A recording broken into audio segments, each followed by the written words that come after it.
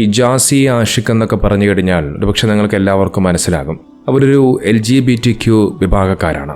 അഥവാ ആണും തമ്മിൽ, പെണ്ണും തമ്മിൽ പരസ്പരം വിവാഹം ചെയ്യാമെന്നും ലൈംഗിക ബന്ധത്തിൽ ഏർപ്പെടാമെന്നുള്ള ആശയത്തെ ഉൾക്കൊള്ളുന്ന ഒരു വിഭാഗമാണ് LGBTQ വിഭാഗം. ആ ഒരു വിഭാഗത്തിലുള്ളവരാണ് ഈ ജാസിയും ആഷിഖ് എന്ന് പറയുന്ന രണ്ടുപേരും. ഞാൻ ഏതാനും കുറേ ദിവസങ്ങൾക്ക് മുമ്പാണ് ജാസിയുടെ ഒരു പ്രസ്താവന, അതൊരു ഇസ്ലാമുമായി ബന്ധപ്പെട്ട ഒരു വിഷയത്തെക്കുറിച്ച് ഇങ്ങനെ പ്രതിപാദിക്കുന്ന ഒരു വീഡിയോ ക്ലിപ്പ് കാണാനിടയായത്. പ്രത്യേകിച്ച് പ്രവാചകനെ കുറിച്ചാണ് ജാസി അതിൽ പറഞ്ഞു വെക്കുന്നത്. ആ സമയത്ത് തന്നെ ഞാൻ ആ ഒരു വീഡിയോയ്ക്കെതിരെ പ്രതികരിക്കണമെന്ന് എനിക്ക് തോന്നിയതാണ്. കാരണം പറഞ്ഞു വെക്കുന്നത് പ്രവാചകനെ കുറിച്ചാണ്, ഇസ്ലാമുമായി ബന്ധപ്പെട്ട ഒരു വിഷയത്തെക്കുറിച്ചാണ്. സ്വാഭാവികമെന്നോണം അവർ അതിങ്ങനെ പറഞ്ഞു വെക്കുമ്പോൾ മറ്റുള്ളവർ അത് തെറ്റിദ്ധരിക്കാൻ കാരണമായി വരാം. അതുകൊണ്ട് തന്നെ ഞാൻ ആ സമയത്ത് പ്രതികരിക്കണമെന്ന് വിചാരിച്ചിരുന്നു. പക്ഷേ മറ്റു പല കണ്ടന്റുകൾ വന്നതോടുകൂടി ഞാൻ ആ ഒരു ഇതിലേക്ക് പോവുകയായിരുന്നു. ജാസി നടത്തിയ ആ ഒരു പ്രസ്താവന അതെന്തായാലും നമുക്കൊന്ന് ആദ്യം കേൾക്കാം. പിന്നെ ഇതൊക്കെ ആൾക്കാർ ഉണ്ടാക്കി കാരണം റസൂല് ശപിക്കപ്പെട്ട വർഗ്ഗമാണ് ട്രാൻസ്ജെൻഡേഴ്സ്, അല്ലെങ്കിൽ പെൺവേഷം കെട്ടുന്ന ആണുങ്ങളെയും ആൺവേഷം കെട്ടി നടക്കുന്ന പെൺകുട്ടികളും. ഒന്നാമതൊരു വേഷം കെട്ടല്ല എന്നുള്ളത് ആദ്യം മനസ്സിലാക്കണം.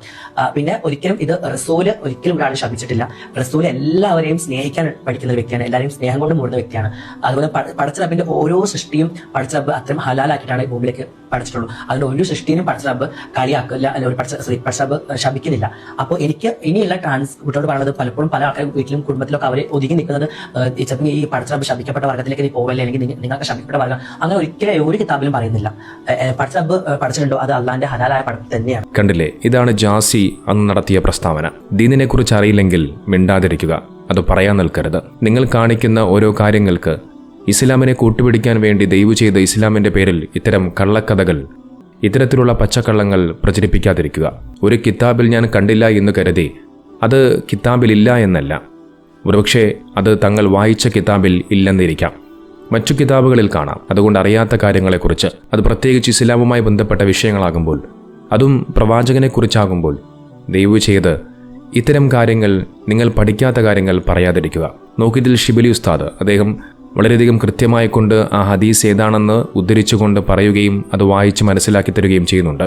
നമുക്കറിയാം, വളരെയധികം ചർച്ച ചെയ്യപ്പെട്ട ഒരു വിഭാഗമാണ് ട്രാൻസ്ജെൻഡർ വിഭാഗം. ആ ട്രാൻസ്ജെൻഡർ എന്ന് പറയുന്ന വിഭാഗത്തെക്കുറിച്ച് ഇസ്ലാം വളരെയധികം കൃത്യമായി കൊണ്ട് ഇസ്ലാമിൻ്റെതായ നിലപാട് പറയുന്നുണ്ട്. ഇസ്ലാമിൽ ഒരിക്കലും അംഗീകരിക്കാൻ കഴിയാത്ത ഒന്നാണ് ഈ സുവർഗരതി എന്ന് പറയുന്നത്. അതായത് ആണും തമ്മിൽ വിവാഹം കഴിക്കുക, പെണ്ണും തമ്മിൽ വിവാഹം കഴിക്കുക എന്നുള്ളത്. നോക്ക്, ഇന്നത്തെ കാലഘട്ടത്തിൽ മാത്രമല്ല, വിശുദ്ധ ഖുർആനിലൂടെയും അല്ലാഹു സുബ്ഹാനഹു വ തആല ഇത്തരത്തിലുള്ള ഈ ഒരു സുവർഗരതിക്കാരെ കുറിച്ച് കൃത്യമായി പറഞ്ഞു വെക്കുന്നുണ്ട്. ഇത്തരത്തിൽ സുവർഗരതിക്കാരായ ലൂത്ത് നബി അലൈഹി സ്വലാത്തു വസ്സലാമിന്റെ ജനതയെക്കുറിച്ച് അല്ലാഹു ഖുർആനിലൂടെ പ്രതിപാദിക്കുന്നുണ്ട്. ഇത്തരത്തിലുള്ള നീച പ്രവർത്തനങ്ങളുമായി മുന്നോട്ടു പോയ ആ സമുദായത്തെ അല്ലാഹു നശിപ്പിച്ചു കളഞ്ഞതായി ഖുർആനിൽ പ്രതിപാദിക്കുന്നുണ്ട്. സ്ത്രീകൾക്ക് പകരം തങ്ങളുടെ ലൈംഗിക ആവശ്യങ്ങൾക്കു വേണ്ടി പുരുഷന്മാരെ ഉപയോഗിക്കാൻ തുടങ്ങിയ ആ ജനതയ്ക്ക് പ്രവാചകൻ ലൂത്ത് നബി അലൈഹി സ്വലാത്തു വസ്സലാം ഉപദേശങ്ങൾ നൽകിയെങ്കിലും അവർ അത് ചെവികൊണ്ടില്ല. ഒടുവിൽ ഒരു ഇടുത്തി പോലെ അള്ളാഹുവിന്റെ ശിക്ഷ അവരുടെ മേലിറങ്ങി. അവർ താമസിച്ചിരുന്ന പ്രദേശം ഒന്നടങ്കം അള്ളാഹു കീഴ്മേൽ മറിച്ചു. വിശുദ്ധ ഖുർആനിലൂടെ അള്ളാഹു പറയുന്നുണ്ട്, നാം ആ പ്രദേശത്തിന്റെ മുകൾ ഭാഗം താഴ്ഭാഗമാക്കി മാറ്റിയെന്ന്. അവരെ കീഴ്മേൽ മറിച്ച ആ പ്രദേശമാണെന്ന് ചാവുകടൽ എന്നറിയപ്പെടുന്നത്. സുവർഗരതിക്കാർക്കുള്ള മുന്നറിയിപ്പ് എന്നോണം ചാവുകടൽ ഇന്നും ഒരു മൂകസാക്ഷിയായി നിലനിൽക്കുന്നുണ്ട് എന്നുള്ളത് പരസ്യമായ രഹസ്യമാണ്. നിബിധങ്ങൾ പറയുന്നുണ്ട്, ഞാൻ എൻ്റെ ഉമ്മത്തിൽ നിന്ന് ഏറ്റവും ഭയപ്പെടുന്ന പ്രവൃത്തി ലൂത്ത് നബിയുടെ ജനതയുടെ പ്രവർത്തനമാണ്. മറ്റൊരിടത്ത് നിബിധങ്ങൾ പറയുന്നുണ്ട്, സുവർഗരതിക്കാരനെ അള്ളാഹു ശപിച്ചിരിക്കുന്നു, സുവർഗരതിക്കാരനെ അള്ളാഹു ശപിച്ചിരിക്കുന്നു, സുവർഗരതിക്കാരനെ അള്ളാഹു ശപിച്ചിരിക്കുന്നു. നോക്ക്, ഇവിടെ പ്രവാചകർ നിബിധങ്ങൾ 3 പ്രാവശ്യം പറഞ്ഞതായി കാണാം. അതിൽ നിന്ന് തന്നെ സുവർഗരതിയുടെ ഭയാനകത നമുക്ക് മനസ്സിലാക്കാൻ കഴിയും. അള്ളാഹു ഷഹാദത്ത് സ്വീകരിക്കാത്ത 3 പേരുടെ കൂട്ടത്തിൽ നിബിധങ്ങൾ പറഞ്ഞ ഒരു വിഭാഗമാണ് ഈ സുവർഗരതിക്കാർ എന്നുള്ളത്. നോക്ക്, ഈ സുവർഗരതി എന്ന് പറയുന്ന ഒരു ആശയത്തിലൂടെ എന്ത് നന്മയാണ് ഈ സമൂഹത്തിന് അല്ലെങ്കിൽ ഈ നാടിന് ഉണ്ടാകുന്നത്? ദോഷമല്ലാതെ ഒരു ഗുണവും ഉണ്ടാകുന്നില്ല. ഏതൊരു മാതാപിതാക്കളുടെയും അവരുടെ എക്കാലത്തെയും ഏറ്റവും വലിയ ആഗ്രഹമാണ് തങ്ങളുടെ മക്കളെ വിവാഹം കഴിപ്പിച്ചു കൊടുക്കുക എന്നുള്ളത്. ഒരു മകനാണെങ്കിൽ മറ്റൊരു പെൺകുട്ടിക്ക് വിവാഹം കഴിച്ചു കൊടുക്കാറുണ്ട്. ഒരു മകളാണ് എന്നുണ്ടെങ്കിൽ മറ്റൊരു പുരുഷനെ വിവാഹം കഴിപ്പിച്ചു കൊടുക്കാറുണ്ട്. പിന്നീട് കല്യാണത്തിന് ശേഷം ആ ഒരു ആണും പെണ്ണും തമ്മിൽ പരസ്പരം സ്നേഹിക്കുകയും ദാമ്പത്യ ജീവിതത്തിലൂടെ അവർക്ക് കുഞ്ഞുങ്ങൾ ഉണ്ടാവുകയും ചെയ്യുന്നു. അപ്പോഴാണ് ഒരു ദാമ്പത്യ ജീവിതം, ഒരാണിൻ്റെയും പെണ്ണിൻ്റെയും ജീവിതം അർത്ഥവത്തായി മാറുന്നത്. എന്നാൽ ഈ സുവർഗരതി എന്ന് പറയുന്ന ഒരു ആശയത്തിലൂടെ എന്ത് നന്മയാണ് ഉണ്ടാക്കാൻ അവർക്ക് കഴിയുക? ഒരു കുഞ്ഞിനെ ഉണ്ടാക്കാൻ കഴിയില്ല. അതിനേക്കാളപ്പുറം ആ മാതാപിതാക്കളുടെ വേദന, ഇത്തരം ആളുകൾ മനസ്സിലാക്കാതെ പോകുന്നു എന്നുള്ളതാണ്. ഈ സുവർഗരതി എന്ന് പറയുന്ന ആശയത്തിൽ പോകുന്ന ഇത്തരം ആളുകളൊക്കെ, ആ ആളുകൾക്ക് ജന്മം കൊടുത്ത മാതാപിതാക്കളുടെ ആ ഒരു അവസ്ഥ, ആ ഒരു സങ്കടം നിങ്ങളൊന്ന് ആലോചിച്ച് നോക്കൂ. എത്രമാത്രം പ്രയാസത്തിലൂടെ ആയിരിക്കും അവർ കടന്നു പോവുക.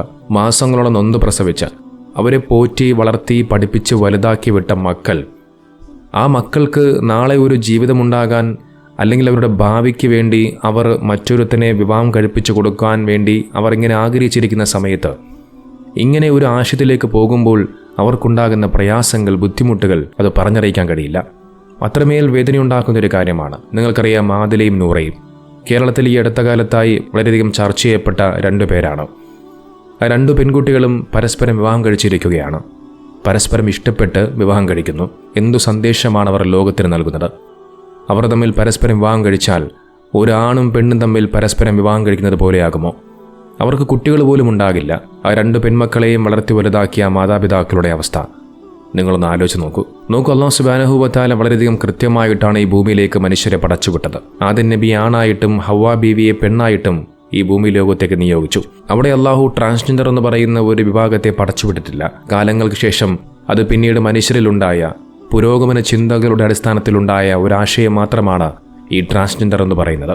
ചുരുക്കത്തിൽ വിശുദ്ധ ഇസ്ലാം സുവർഗരതിയും അതിലേക്ക് പ്രവേശിക്കാനുള്ള കവാടങ്ങളും ശക്തമായി കൊട്ടിയടച്ചിട്ടുണ്ട് എന്നുള്ളത് നമുക്ക് മനസ്സിലാക്കാൻ കഴിയും.